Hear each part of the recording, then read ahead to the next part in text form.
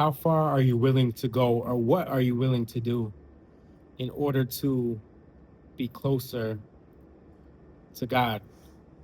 I just deleted Instagram after having it for that particular page anyways for like 11 years. The reason why I deleted it is because there's a lot on there that directly affects the way that I think, um, and directly caters to my sin man, right? Everybody has something that they deal with in life, and there's certain triggers depending on what it is that you're dealing with. For me, women is a huge thing, which that is what led to my divorce. But today God spoke to me, and he was like, you need to cut it out, and you need to take desperate measures in order to do things differently from what you've done in the past. So I deleted Instagram along with Threads. And another thing I heard from him was just to minimize. That's what I heard, right? Um, one thing I noticed is that we tend to overcrowd our minds and our spaces with there's so much. I feel like that's just kind of how culture is nowadays, right? It's like we feel like we either always have to be doing something or um, have to, yeah, I guess just have to be active each and every second of the day, right? We're not okay with being bored. But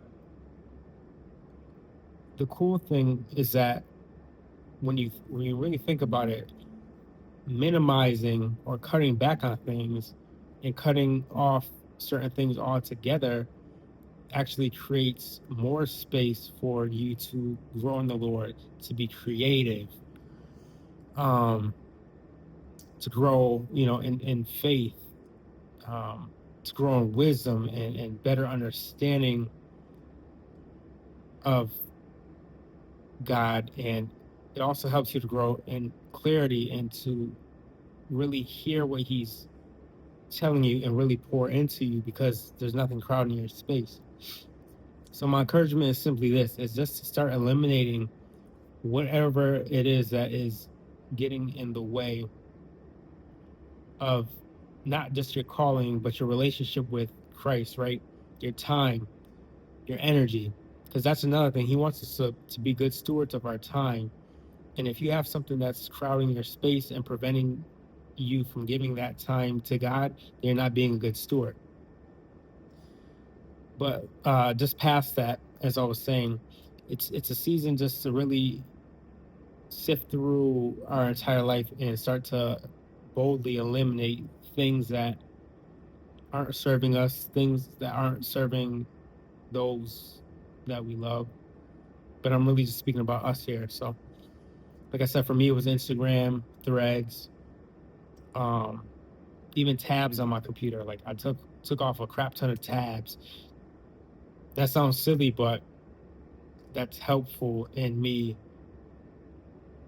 That's helpful for me, I should say. Not being so overcrowded and crowding up my space, even in my mind, because there's so many distractions that take us away from Jesus. Um, Outside of that, too, like I said, you can't be afraid to cut off people. That's something I feared greatly. And the way I got over that, um, it's not that I necessarily got over it, but again, I just had to do some desperate things like change my phone number, again, delete social media, and just be very, start being very short in conversations with certain people. It's not because I dislike them or anything, but they weren't good for my spiritual journey and what God is calling me to do. So again, my encouragement to you today is to start eliminating, to start cutting back unapologetically and watch God move in ways you have never ever imagined, just as He's doing in my life right now. Even with my finances, um, just me cutting back on spending, that's another example. But yeah, let's just be in a season of cutting back. That's all I got to say today.